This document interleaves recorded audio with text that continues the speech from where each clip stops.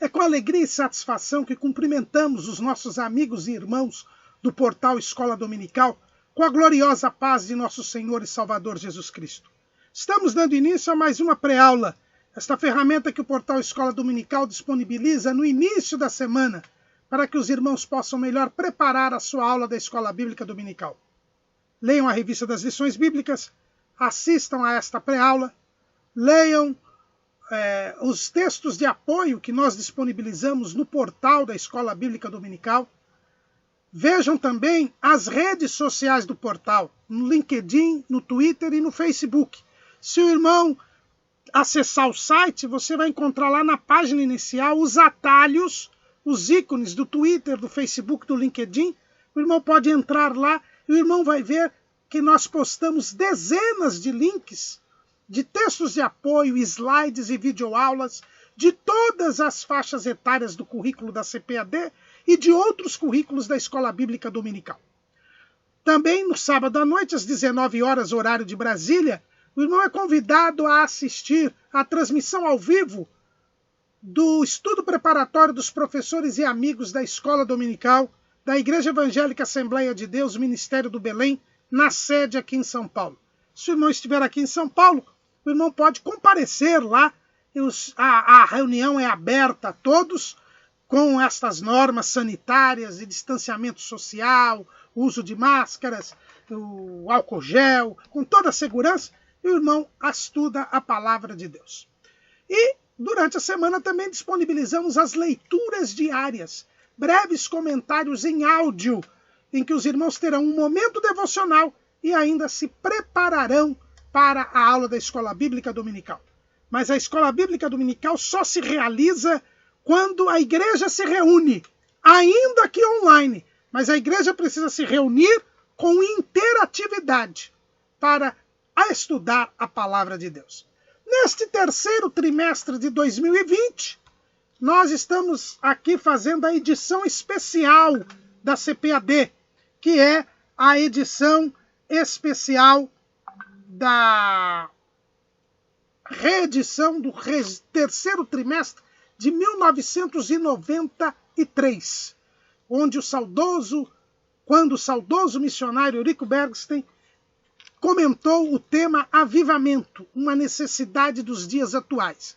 Agora houve a mudança do título, só o título, o tema é o mesmo, os princípios divinos em tempos de crise, a reconstrução de Jerusalém e o avivamento como exemplo para os nossos dias.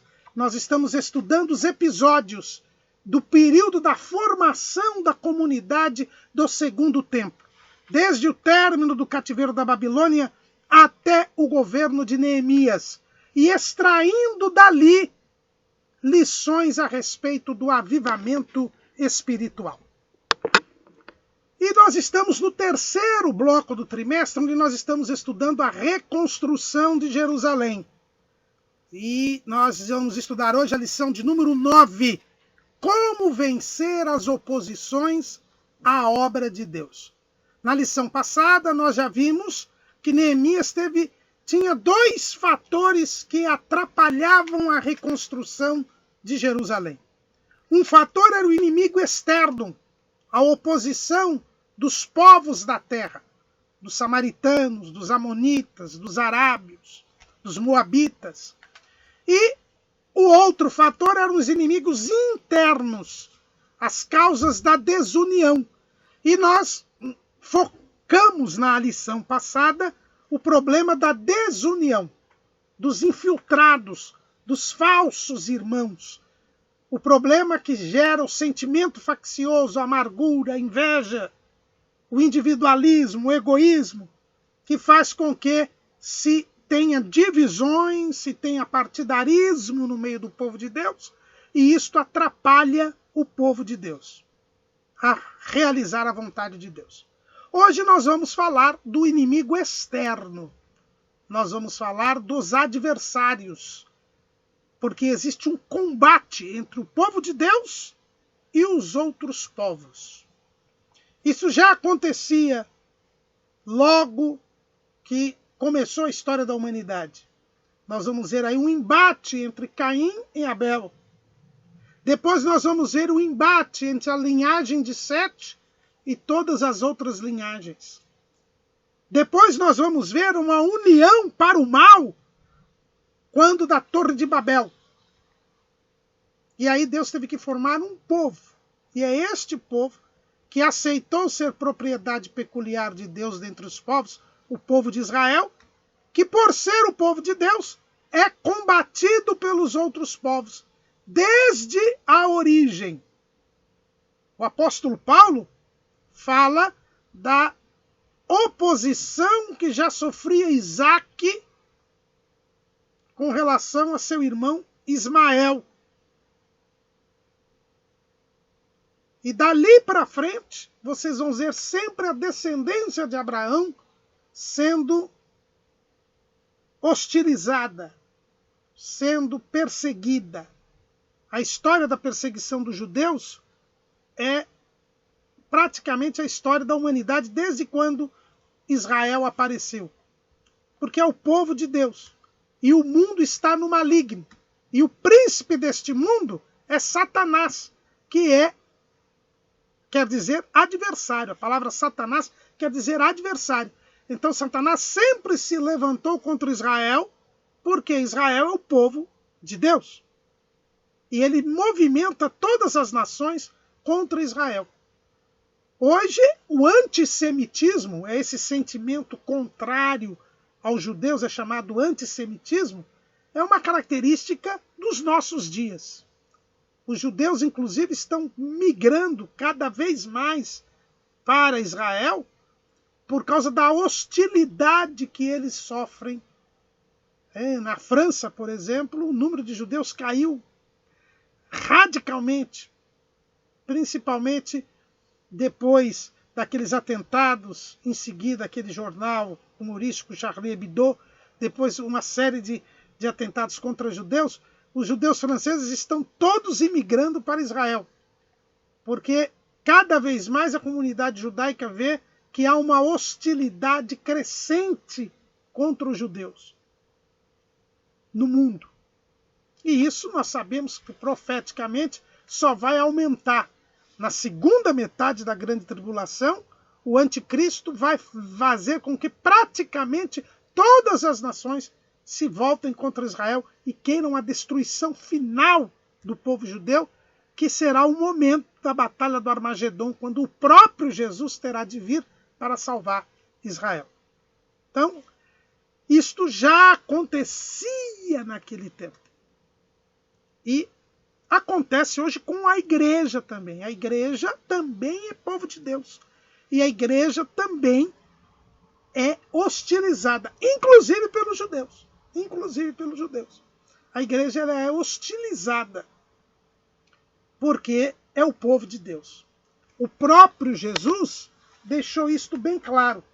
Quando a gente abre a Bíblia lá no Evangelho segundo escreveu João, capítulo 15, Jesus diz assim, versículo 18: Se o mundo vos aborrece, sabei que primeiro do que a vós, me aborreceu a mim.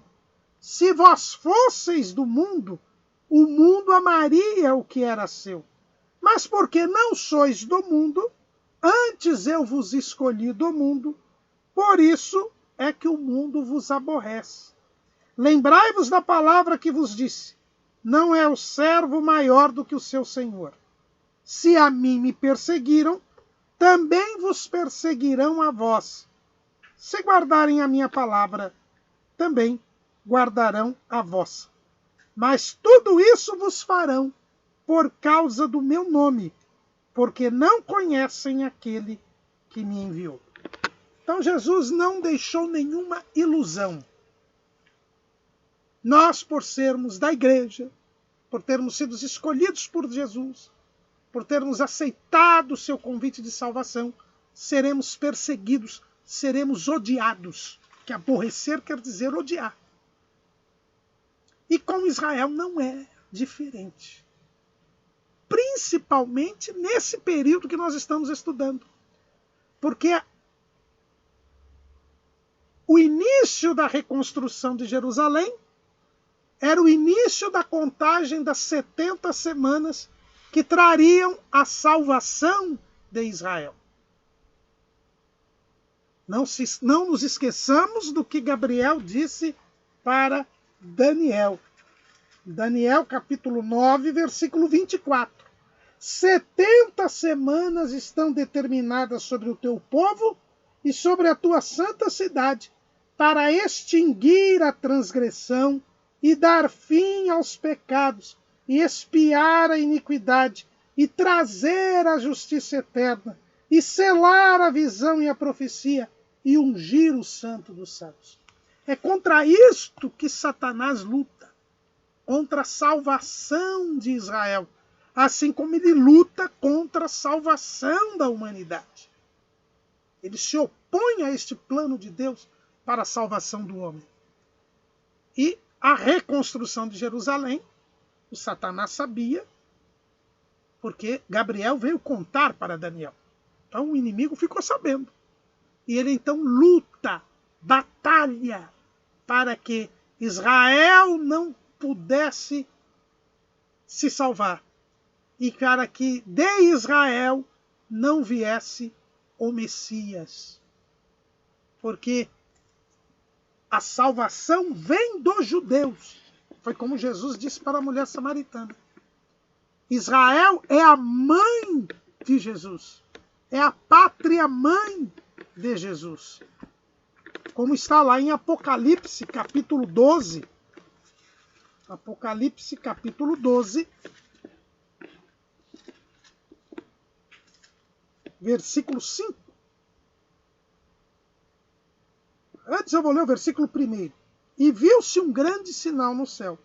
Uma mulher vestida do sol, tendo a lua debaixo dos pés, e uma coroa de 12 estrelas sobre a sua cabeça, sobre a cabeça. Esta mulher aqui é Israel. E nós sabemos que é Israel porque lá quando José teve aquele sonho, ele viu 12 pessoas, né? 12 estrelas. Um dos sonhos foi 12 estrelas que se curvavam diante dele, assim como o sol e a lua. O sol e a lua falam de Jacó e Raquel, que era o pai e a mãe de José. E as estrelas eram seus irmãos que se inclinavam diante dele. Então, a nação de Israel é simbolizada pela sol, lua e as estrelas. Então, esta mulher vestida do sol, tendo a lua debaixo dos pés e uma coroa de 12 estrelas sobre a cabeça. E esta mulher, diz o versículo 5, e deu à luz um filho, um varão, que há de reger todas as nações com vara de ferro. E o seu filho foi arrebatado para Deus e para o seu trono. Jesus seria um filho de Israel. Porque a sua pátria, a sua nação é Israel. Lembre-se do nosso hino nacional. Dos filhos deste solo és mãe gentil, pátria amada Brasil. Então o Brasil é a nossa mãe, é a nossa pátria. Israel é a mãe de Jesus, é a pátria de Jesus. E o inimigo queria destruir Israel para que Israel não desse à luz o seu filho. Para que Jesus não viesse. Esse era o propósito de Satanás. E a nação de Israel, então, sempre foi hostilizada. Agora que Neemias vem para dar início à contagem dos 490 anos, para dar início ao plano de salvação de Israel e de salvação da humanidade através do Filho de Israel, que seria Jesus, é lógico que as forças da maldade iriam se levantar para impedir que a obra de Deus se realizasse. A obra de Deus se realizou. E como nós vimos, num tempo recorde de 52 dias. Mas houve a oposição. A oposição é inevitável. Jesus, quando anuncia a revelação da igreja, ele diz: edificarei a minha igreja e as portas do inferno não prevalecerão contra ela. Ou seja, Jesus, assim que revela a igreja, já revela a perseguição, já revela o combate que haveria entre a igreja e as portas do inferno, e as forças da maldade. O apóstolo Paulo fala das hostes espirituais da maldade, lá em Efésios capítulo 6. E com Israel não é diferente. Então agora nós vamos falar sobre os inimigos, né? Como vencer esta oposição. Não tem como nos livrarmos da oposição. Não há como. Até Jesus, em tudo foi tentado. Jesus sofreu uma grande oposição do diabo. Basta ver a quantidade de demônios que Jesus expulsou. Está registrado no Evangelho, fora o que não foi registrado no Evangelho. Como é que apareceu tanto demônio naquele tempo? É porque era oposição à obra de Jesus.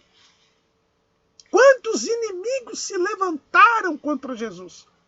Fariseus e saduceus, que eram inimigos entre si, se levantaram contra Jesus. Os partidários de Herodes, os herodianos, se levantaram contra Jesus. Os zelotes, que eram terroristas e contra o Império Romano, se levantaram contra Jesus. Aquela turba toda que gritou crucifica-o, mostra que o povo se levantou contra Jesus. A propósito, os evangelhos, notadamente o Evangelho de João, mostra a crescente oposição que Jesus vai tendo ao longo do seu ministério. Porque todos se levantam contra Jesus. Até os irmãos de Jesus se levantam contra Jesus. Jesus até cita o profeta Miqueias, dizendo: e os inimigos são os da sua própria casa. Até os parentes de Jesus se levantam contra ele. Mas ele venceu. É por isso que ele disse: no mundo tereis aflições, mas tende bom ânimo. Eu venci o mundo. Ele venceu as oposições. Nós também haveremos de vencê-las, mas elas existem. E aqui, quando o povo é avivado, lembra-se que nós estamos no estudo de caso, nós estamos estudando um período da história de Israel, para deste período, extrairmos lições sobre o avivamento espiritual. O avivamento espiritual aumenta a oposição do diabo contra nós. Não nos iludamos. Quando nós crescemos espiritualmente, quando nós recebemos uma visitação sobrenatural do Espírito Santo, como diz John Stott, definindo o avivamento, quando nós renovamos o primeiro amor, há um aumento da oposição. E isto é até compreensível. Por quê? Porque se nós somos avivados, somos fortalecidos espiritualmente, então nós podemos aguentar maior combate, maior ataque. Porque existe uma promessa bíblica que se encontra lá em 1 Coríntios, capítulo 10, versículo 13. Não veio sobre vós tentação, senão humana, mas fiel é Deus, que não vos deixará tentar acima do que podeis. Antes, com a tentação, dará também o escape, para que a possais suportar. Nós nunca sofremos um ataque maior do que o que a gente pode suportar. É verdade que muitas vezes nós não sabemos que podemos suportar, porque quem conhece a nossa estrutura é o Senhor. Ele conhece a nossa estrutura. Nós mesmos não nos conhecemos como Deus nos conhece. Mas Portanto, quanto mais fortes, mais fortalecidos, maior ataque nós podemos suportar. Neemias começa a oposição a Neemias, começa logo antes dele chegar a Jerusalém. Porque quando ele vai para Jerusalém, protocolarmente, ele teve de informar o governador da além do rio, que era o governador dos samaritanos, a respeito da sua missão. Ele foi obrigado a informar o governador, e o governador era os governadores da região ali, porque ele estava sendo nomeado governador e ele tinha que se apresentar no caminho como novo governador dos judeus e teve que passar e informar isso aos samaritanos, até porque era caminho. Quem vem lá da Pérsia passa por Samaria antes de chegar a Jerusalém. E ele então teve que comunicar este fato. E aí os samaritanos já ficaram sabendo que Neemias vinha para governar e com a missão de reconstruir Jerusalém. Neemias capítulo 1, versículo 9. Então vinha os governadores da além do rio e dei-lhes as cartas do rei. E o rei tinha enviado comigo chefes do exército e cavaleiros. O que, ouvindo Sambalate o horonita e Tobias o servo amonita, lhes desagradou com grande desagrado que alguém viesse a procurar o bem dos filhos de Israel. Então, antes mesmo que Neemias chegasse a Jerusalém, Sambalate e Tobias já ficaram sabendo, pelas cartas do rei, que Neemias vinha para reconstruir os muros de Jerusalém. E isso, diz o texto, desagradou o inimigo. E com grande desagrado, porque eles não queriam que alguém procurasse o bem dos filhos de Israel. O inimigo, ele não se agrada com o bem dos filhos do povo de Deus. Não nos enganemos. O inimigo nada faz para o bem da igreja. Ele se desagrada com grande desagrado quando alguém procura o bem dos filhos de Deus. Então, se você está procurando o bem dos filhos de Deus, você será atacado.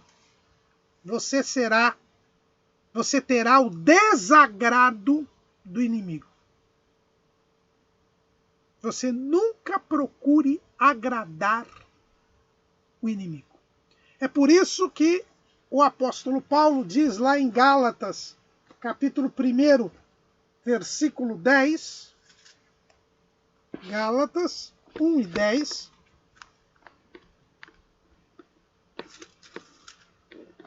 porque persuado eu agora a homens ou a Deus? Ou procuro agradar a homens? Se estivesse ainda agradando aos homens, não seria servo de Cristo. Não podemos querer agradar aos homens, porque os homens estão no mundo. E o mundo está no maligno. E quem domina o mundo é o príncipe deste mundo, que nada tem em Jesus. Então, quem agrada aos homens, agrada ao mundo, agrada ao diabo. E o diabo não quer o bem dos filhos de Deus. A primeira lição que temos aqui. O inimigo se desagrada, com grande desagrado, quando se procura o bem dos filhos de Deus. Quando se procura o bem do povo de Deus. Se você quer o bem do povo de Deus, desculpa-me, você desagrada o diabo. Agora depende de você. Você quer agradar a Deus ou agradar ao diabo? E há um efeito muito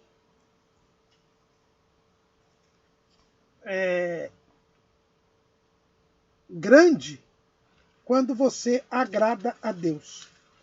Lá em Hebreus, capítulo 11, versículo 5, é dito o seguinte: pela fé, Enoque foi trasladado para não ver a morte e não foi achado, porque Deus o trasladara, visto como, antes da sua trasladação, alcançou testemunho de que agradara a Deus. Por que que Enoque foi arrebatado? Porque ele agradou a Deus. Então, quem agradar a Deus vai desagradar ao diabo,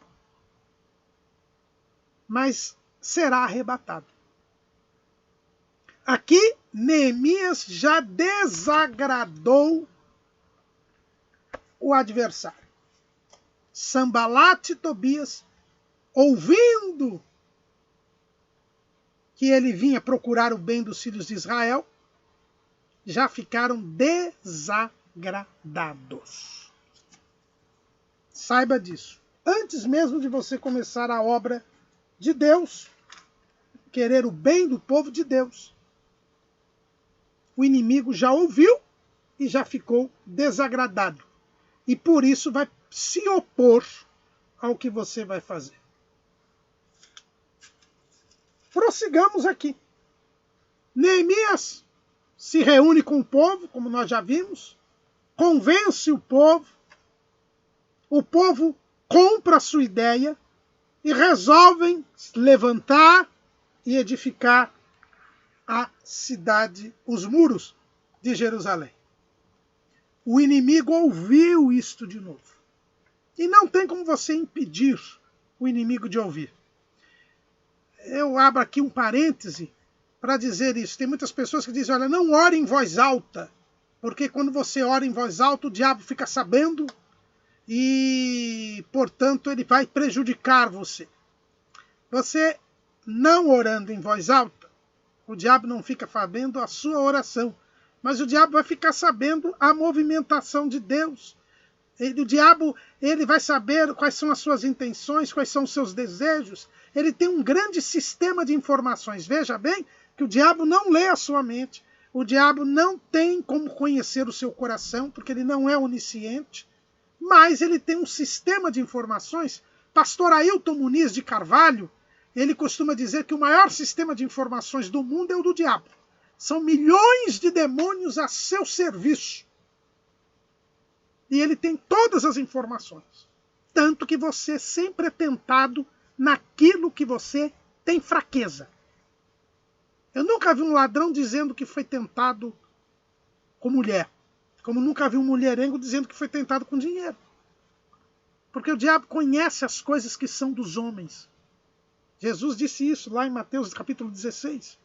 Porque o diabo conhece as coisas que são dos homens, não conhece as coisas que são de Deus.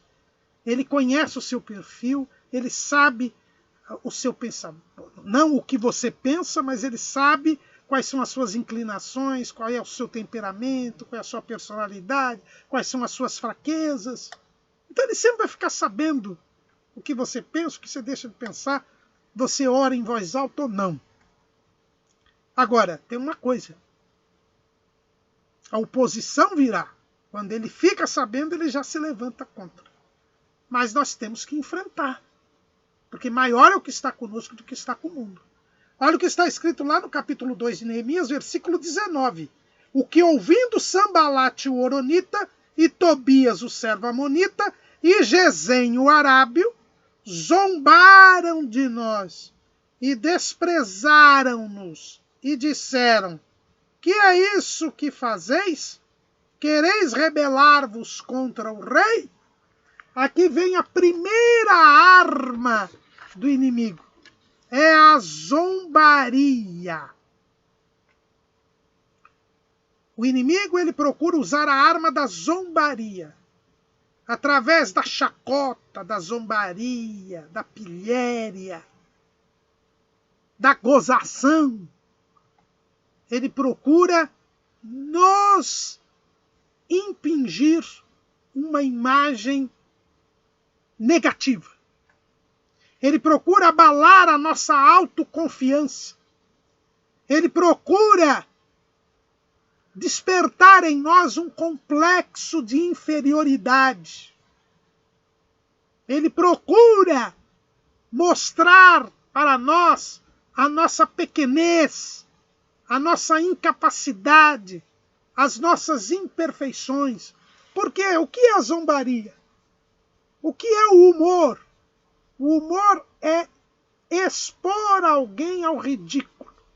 E através do ridículo, falar verdades. Um humorista, o humor, a zombaria, é sempre isso. Você leva algo ao extremo, ao ridículo, e através deste ridículo, você fala verdades. E as pessoas, diante da chamada de atenção do ridículo, meditam sobre as verdades que foram faladas. Esse é o papel do humor, da sátira. Só que o diabo é mentiroso, o inimigo é mentiroso. E as verdades do diabo são mentiras.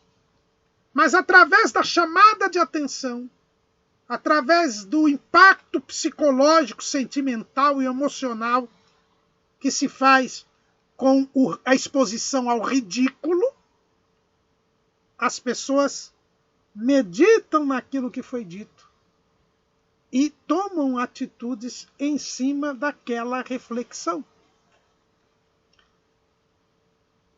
Sambalat, Tobias e Gesem, que vêm se unir a eles. E veja que Gesem era arábio, descendente de Ismael, que já perseguia Isaac lá atrás. Tobias era amonita, e os amonitas não podiam nem entrar na casa de Deus, porque haviam negado água para o povo, porque haviam se unido aos moabitas, descendentes de Ló, que havia se apartado de Abrão. E os samaritanos, que esse trimestre nós já temos visto que sempre se levantaram, uma mistura de gente que sempre se levantou contra Deus, contra o povo judeu. Eles zombaram e desprezaram. Eles quiseram abalar a autoconfiança, o ânimo e a disposição do povo. O povo tinha comprado a ideia de Neemias. Neemias disse, olha, eu vim com autorização do rei, Deus me abriu a porta, Deus está comigo, vamos construir. E o povo arregaçou as mangas. Vamos nos levantar e construir. Acabou aquele desânimo de 70 anos. Vamos mudar esta situação. E eles então vêm para renovar o desânimo. Por isso que vem a zombaria, vem o desprezo. A zombaria e o desprezo.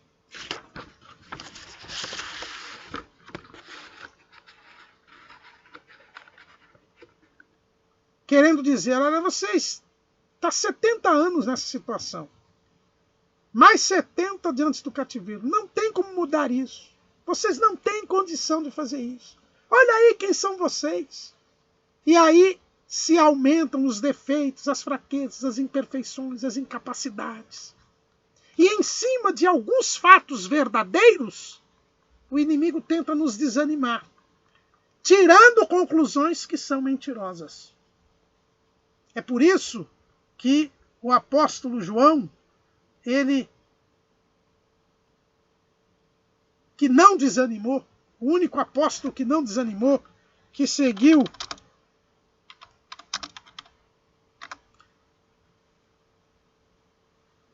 Jesus até a cruz, ele escreve lá em 1 de João 4:4. Filhinhos, sois de Deus e já os tendes vencido, porque maior é o que está em vós do que o que está no mundo. João, ele fala aos seus filhos na fé com aquele carinho que lhe é peculiar. Ele diz, já os tendes vencido. Quem é este que ele está falando? Ele está falando do mundo, do espírito do anticristo. Vocês já venceram. E mais à frente, nesse mesmo livro, na primeira carta, ele escreve lá, e esta é a vitória que vence o mundo, a nossa fé.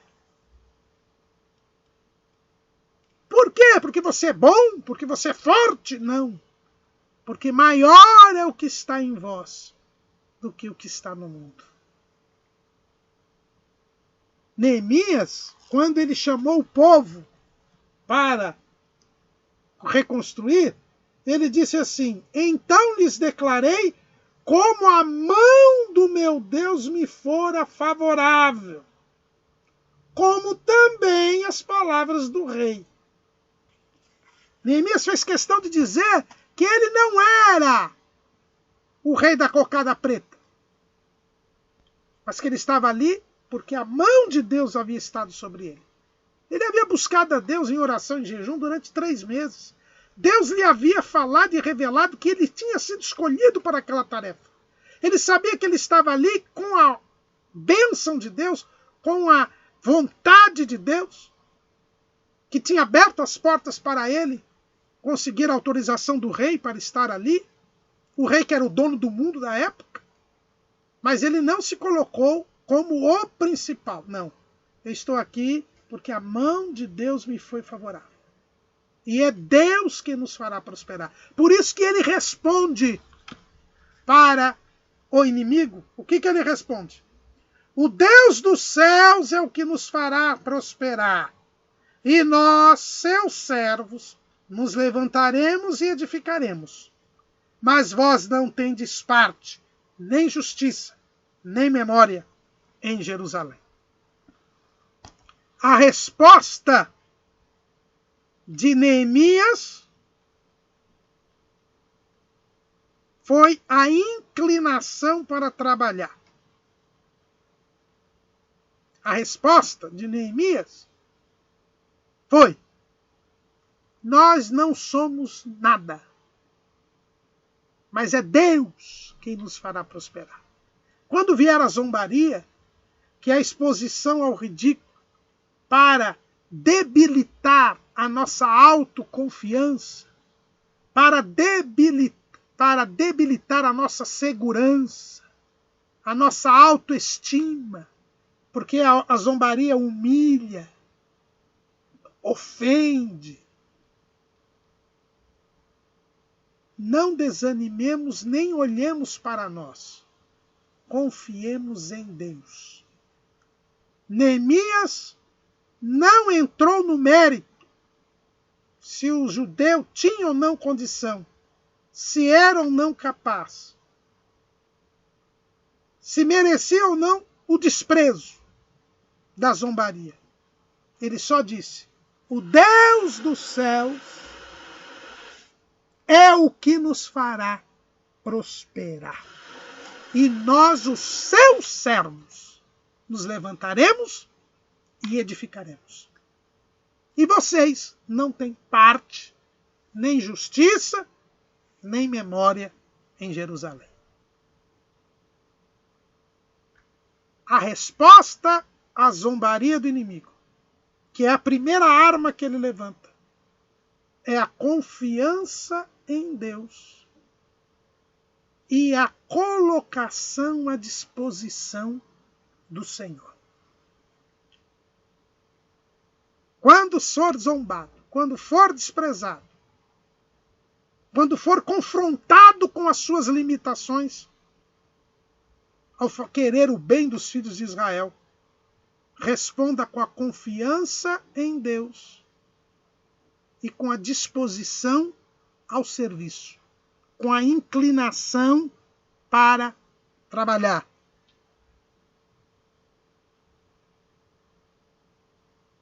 E não tenha nenhuma comunhão e não tenha nenhum diálogo com o adversário. Porque eles não têm parte, nem justiça, nem memória no povo de Deus. Esta foi a primeira arma que o inimigo fez. Neemias, que fez? Juntou o povo e começaram a construir o muro. O capítulo 3 mostra o povo todo começando a construir o muro. Não se importaram com a zombaria. Confiaram em Deus e se colocaram a serviço do Senhor. Mas o inimigo não desiste. Como dizia o saudoso pastor Severino Pedro da Silva, o saudoso pastor Severino Pedro da Silva dizia que o inimigo insiste, persiste e não desiste. E eles começaram a obra e o inimigo parou? Não, não parou. Olha o que diz o texto, Neemias capítulo 4, versículo 1. E sucedeu que, ouvindo Sambalate que edificávamos o muro, ardeu em ira e se indignou muito e escarneceu dos judeus e falou na presença de seus irmãos e do exército de Samaria e disse: que fazem estes fracos judeus? Permitir-se-lhes-á isso? Sacrificarão? Acabá-lo-ão num só dia? Viverão dos montões do pó? Vivificarão dos montões do pó as pedras que foram queimadas? E estava com ele Tobias, o amonita, e disse: ainda que edifiquem, vindo uma raposa, derrubará facilmente o seu muro de pedra. Eles insistiram na zombaria. Eles tornaram agora a zombaria pública. Veja bem que o inimigo gosta muito do espetáculo. O diabo, irmãos, ele gosta de espetáculo. Ele gosta de barulho. Ele gosta de audiência. De escândalo.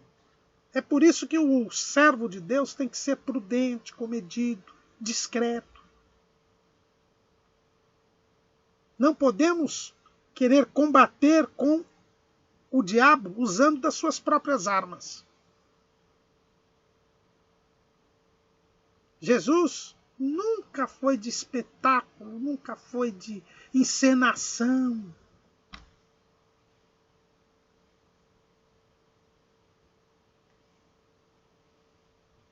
O que nós vemos é que Sambalate reuniu os seus irmãos, quer dizer, os samaritanos, reuniu o exército, fez uma cerimônia e voltou a desprezar os judeus. Chamou os judeus de fracos, disse que eles teriam condição de sacrificar, disse que eles acabariam aquilo num dia só, que por um acaso eles poderiam mudar a situação, vivificar os montões de pó e as pedras que tinham sido queimadas.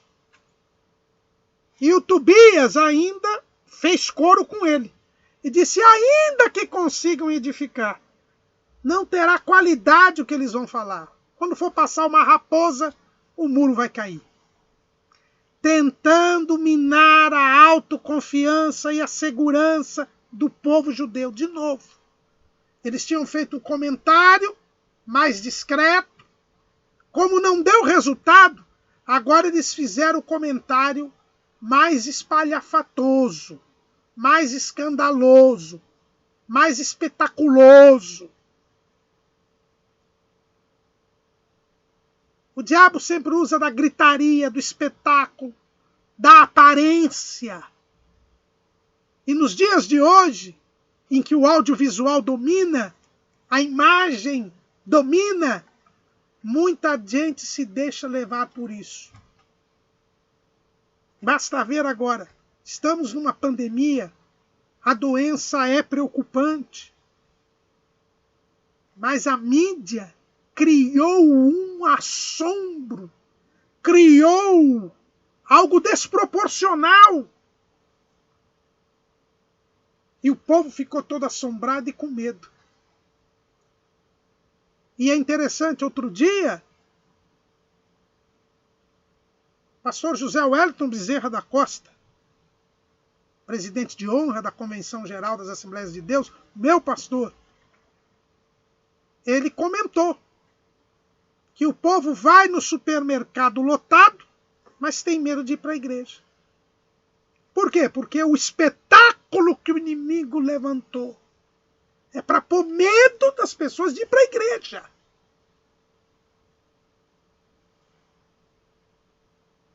Então nós temos que tomar cuidado, irmãos. Não podemos abalar a nossa segurança, se deixar levar pelo espetáculo do inimigo na zombaria. Então veja bem, a arma aqui continuou sendo a zombaria, ainda é a primeira arma, mas de uma forma mais impressionante. Aumentou a dose, podemos dizer assim. E qual foi a reação de Neemias? Ouve, ó nosso Deus, que somos tão desprezados, e caia o seu opróbrio sobre a sua cabeça, e faze com que seja um despojo numa terra de cativeiro. E não cubras a sua iniquidade, e não se risque diante de ti o seu pecado, pois que te irritaram defronte dos edificadores.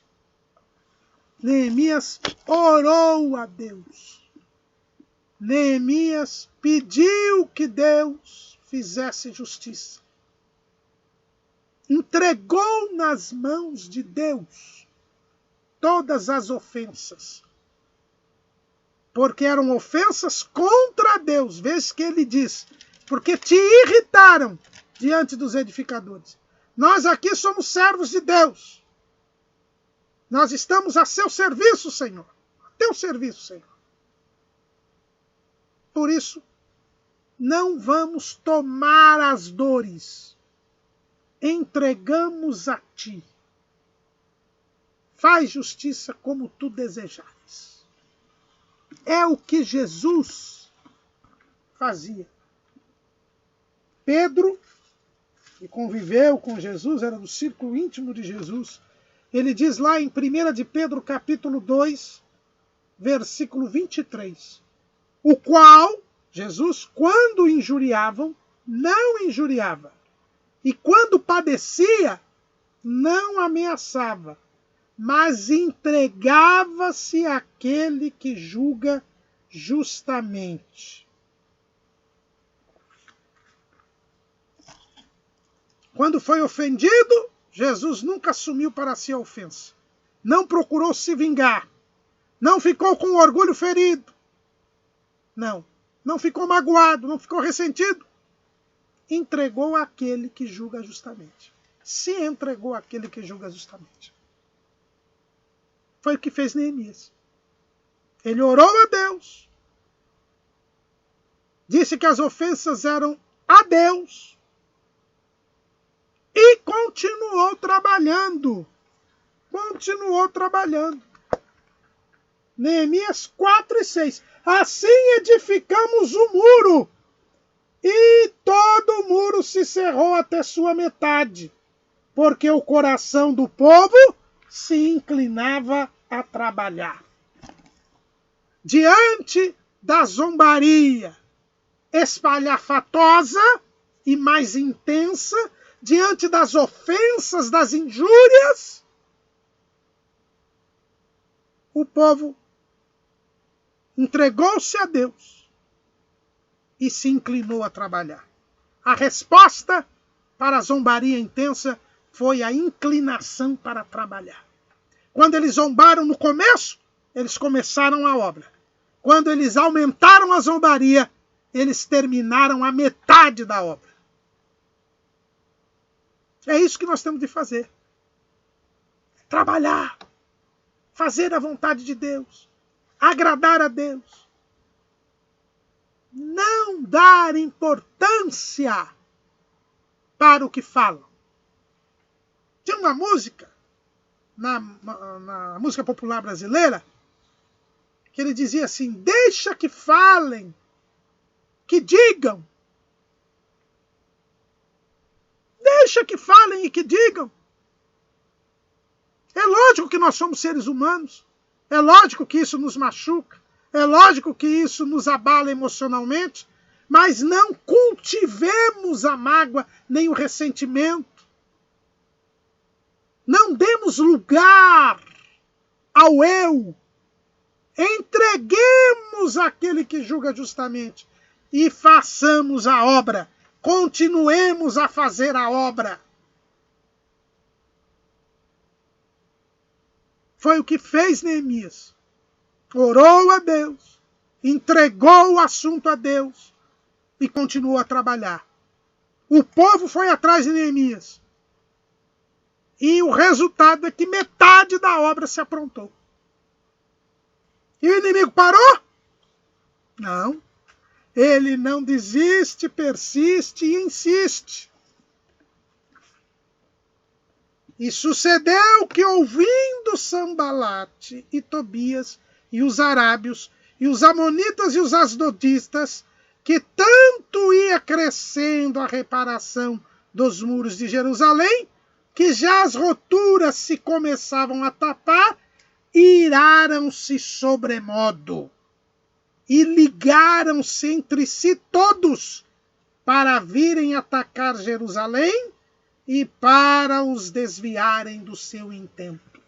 Aí vem a segunda arma, é a multiplicação dos adversários. Como entender isso? O mundo está sob o comando de Satanás. O mundo não é o planeta, porque do Senhor é a terra e a sua plenitude. É esse sistema maligno.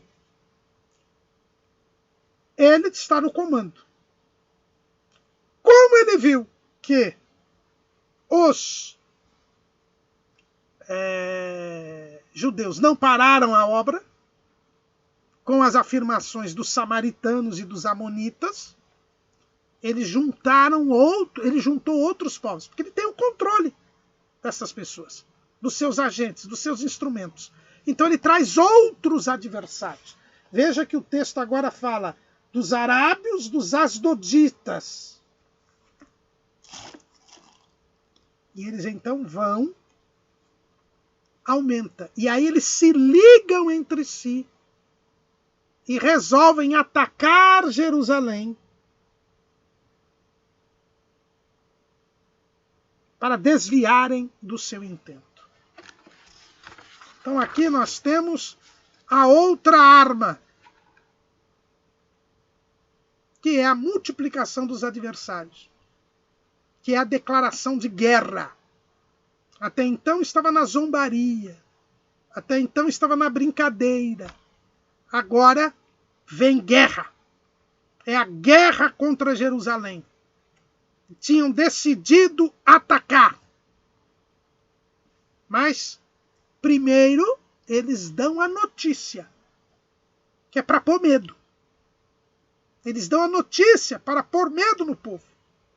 Para ver se que com a notícia da guerra, com o anúncio da guerra, eles conseguem desviar a atenção do povo. Veja bem, no momento que eles falam que vão guerrear, qual era o objetivo deles? Era que Neemias parasse a obra para preparar um exército para enfrentar o exército de Samaria. Olhem que a zombaria intensa, espetaculosa, foi feita diante do exército de Samaria. Então Neemias, que tinha trazido alguns do exército e tinha alguns cavaleiros apenas, precisaria armar o povo, preparar o povo para a guerra. E a ideia deles era, na hora que ele for preparar o povo para a guerra, ele para a edificação, que já estava na metade. E o que fez Neemias? Versículo 9. Porém, nós oramos ao nosso Deus e pusemos uma guarda contra eles, de dia e de noite, por causa deles. Então disse, por causa deles. O que ele fez? Ele não parou a obra. Ele pegou uma guarda, a guarda que ele já tinha, colocou a guarda de prontidão, vigilância. Quando vem um anúncio da guerra do inimigo, você deve vigiar. Deve se colocar em guarda. Vigiai e orai, diz Jesus. E as coisas que eu vos digo, digo-as a todos. Vigiai. Use das armas espirituais. Se revista da armadura de Deus. Tome a armadura de Deus. Vá orar, vai jejuar, vai ler a palavra. Coloque o capacete da salvação, a couraça da justiça, o cinturão da verdade, os calçados da preparação do evangelho da paz, o escudo da fé e a espada do Espírito. Orando e vigiando nisto todo o tempo. Mas não deixe de fazer a obra. Não pare de fazer a obra para se preparar para a guerra.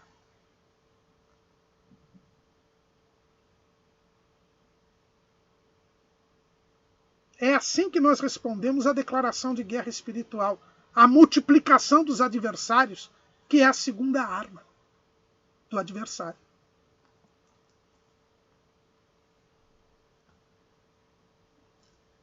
A obra não parou. Não deu certo a bravata do inimigo. O que faz então o adversário? Ele insiste, persiste e não desiste.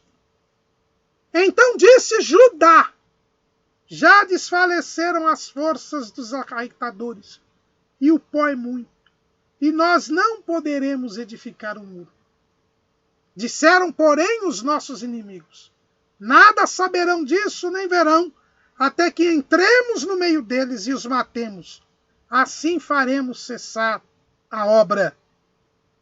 E sucedeu que, vindo os judeus que habitavam entre eles, 10 vezes nos disseram que de todos os lugares tornavam a nós, pelo que pus guardas nos lugares baixos, por detrás do muro e nos altos, e pus o povo pelas suas famílias, com as suas espadas, com as suas lanças e com os seus arcos.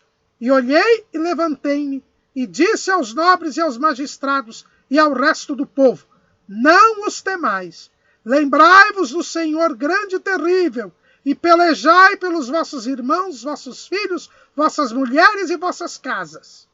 E sucedeu o quê? Ouvindo os nossos inimigos, que já o sabíamos, e que Deus tinha dissipado o conselho deles, todos voltamos ao muro, cada um à sua obra.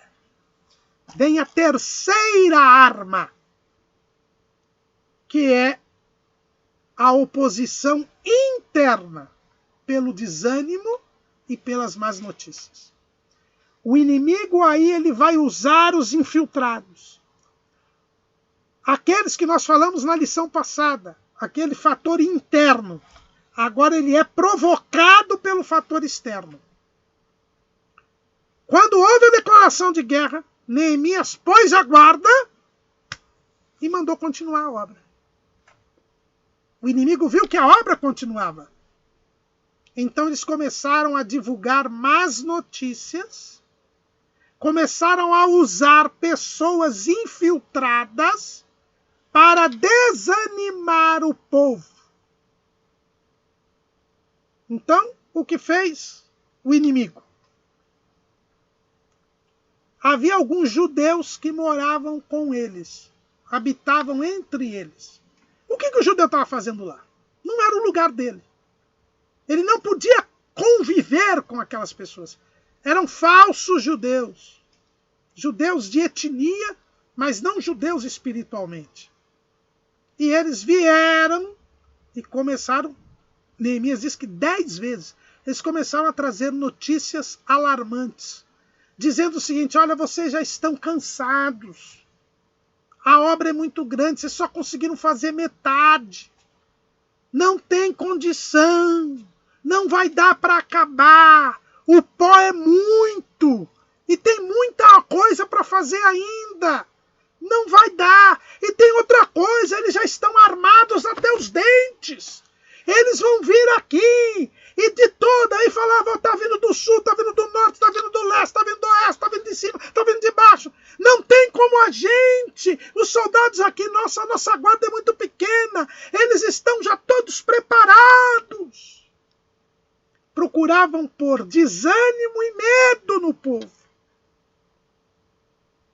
disseminando falsas ideias, através de pessoas ligadas a eles, que ficavam no meio do povo. Era usando os infiltrados, os falsos irmãos, para tentar demover o povo. Qual foi a resposta a esta terceira arma do inimigo? Que é o uso de pessoas no meio do povo. Neemias chamou o povo, mostrou ao povo que quem pelejava por eles era Deus, que eles não temessem o tamanho do exército adversário, porque quem está com Deus está sempre em maioria, maior é o que está conosco do que o que está no mundo. Aumentou a confiança do povo em Deus, aumentou a guarda,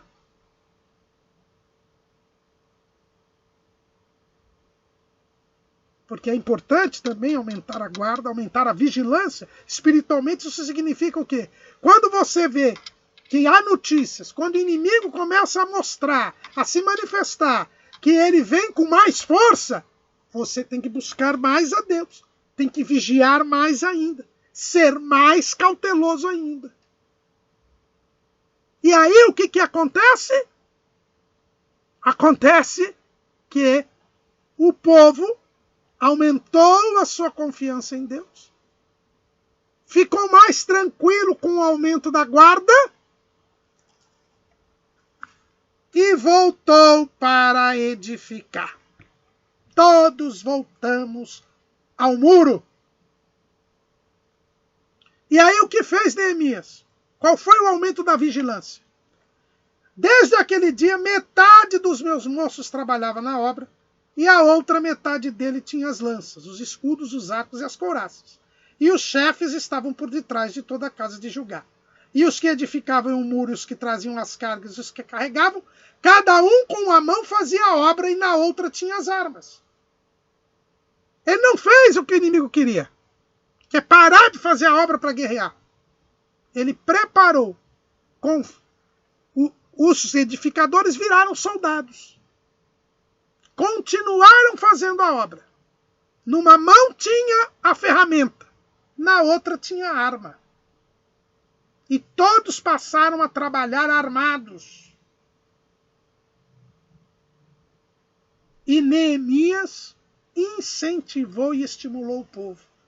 Ele diz lá no versículo 19: grande e extensa é a obra, e nós estamos apartados do muro longe uns dos outros. No lugar onde ouvirdes o som da buzina, ali vos ajuntareis conosco. O nosso Deus pelejará por nós. Assim trabalhávamos na obra.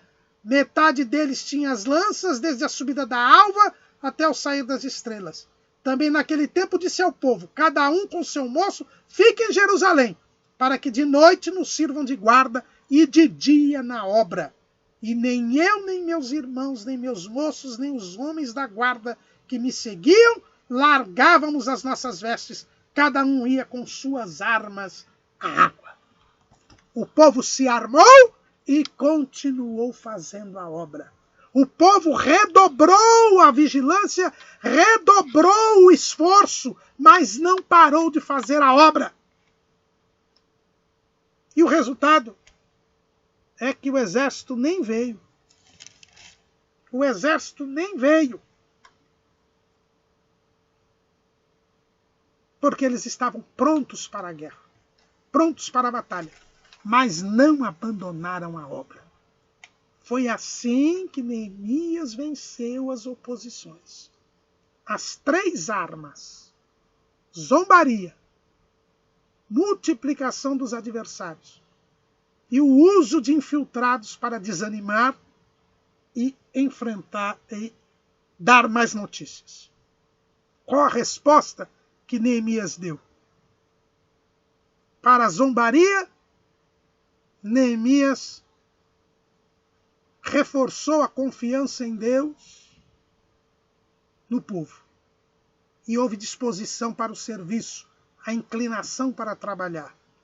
Contra a multiplicação dos adversários, Neemias estabeleceu a vigilância, pôs uma guarda e continuou a trabalhar. E contra os infiltrados, que traziam más notícias e desânimo e pânico, Neemias reforçou a confiança em Deus, reforçou a vigilância e armou o povo. E continuou a trabalhar. Assim a obra prosseguiu. O inimigo desistiu? Não. Ainda tinha uma outra arma. Mas isso é o que nós vamos ver na próxima lição. Amém.